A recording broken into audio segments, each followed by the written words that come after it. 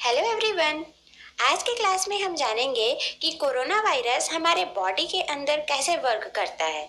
आखिर कैसे corona virus एक से करोड़ों की संख्या में हो करके हमारे बॉडी को पूरा इन्फेक्ट करता है और कैसे हमारे लंग्स को इन्फेक्ट करता है। तो इन सब चीज़ों के बारे में जानेंगे। तो चलिए स्टार्ट करते हैं।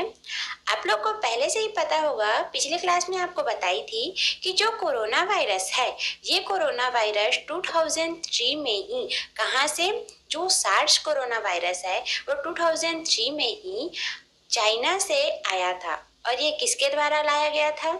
यहाँ पर एक एनिमल है जिसके अकॉर्डिंग से ये हुआ था, बोला गया था, वह है बैट।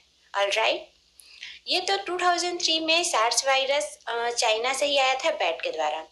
नेक्स्ट जो कोरोना वायरस आया था वो मर्स, ऑलराइट, जो आया था कैमल के थ्रू आया था। एंड देन जो नेक्स्ट अभी जो वर्तमान में जो कोरोना वायरस आया है वो वुहान चाइना से आया है, एनिमल मार्केट से। तो चलिए देखते हैं कोरोना वायरस का कैसे होता है, इसका जेनेटिक मटेरियल क्या होता है।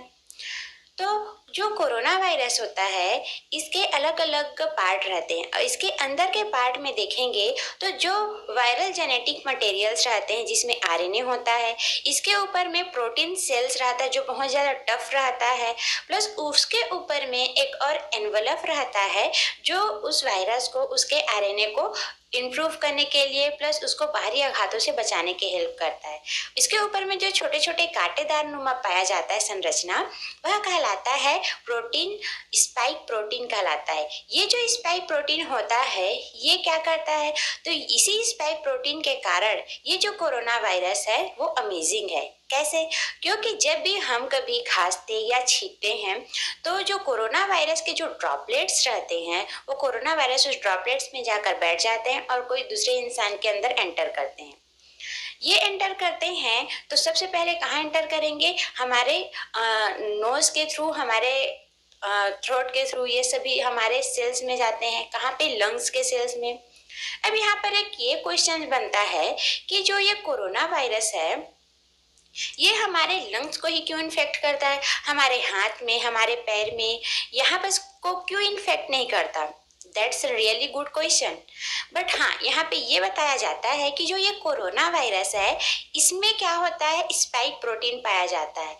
ये जो स्पाइक प्रोटीन है, जो कोरोना वायरस के ऊपर में जो उभार दिखता है, ये स्पाइक प्रोटीन इसी के सिमिलर, इसी के जैसे जो सिमिलर उभरा हुआ पार्ट रहता है ना, वो हमारे लंग्स में पाया जाता है, हमारे लंग्स के सेल्स में, जिसे हम H2 रिसेप्टर कहते हैं। क्या कहते हैं?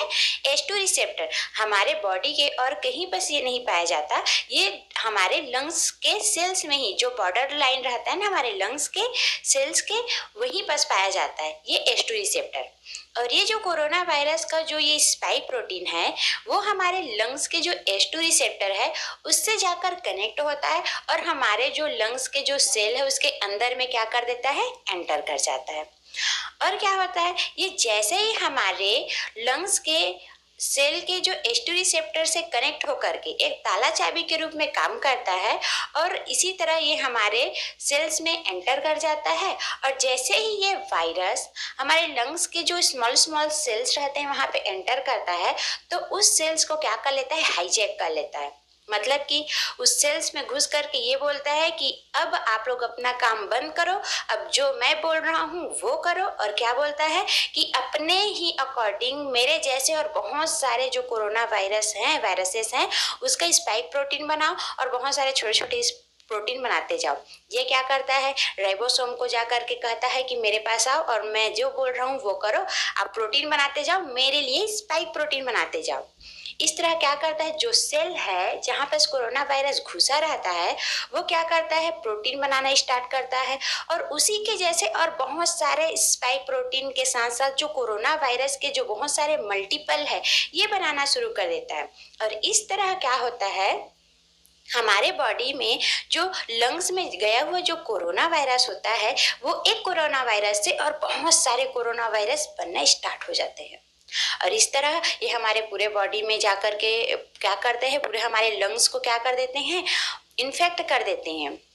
पूरा संक्रमित कर देते हैं, जिसके कारण से क्या होता है, आप लोग को पता है कि जो हमारे लंग्स का जो एल्वियोलाई होता है, वहीं से क्या होता है, हम जो सांस ब्रीद इन और ब्रीद आउट करते हैं, तो उसमें ऑक्सीजन और कार्बन डाइऑक्साइड का विनिमय होता है, एक्सचेंज होता है।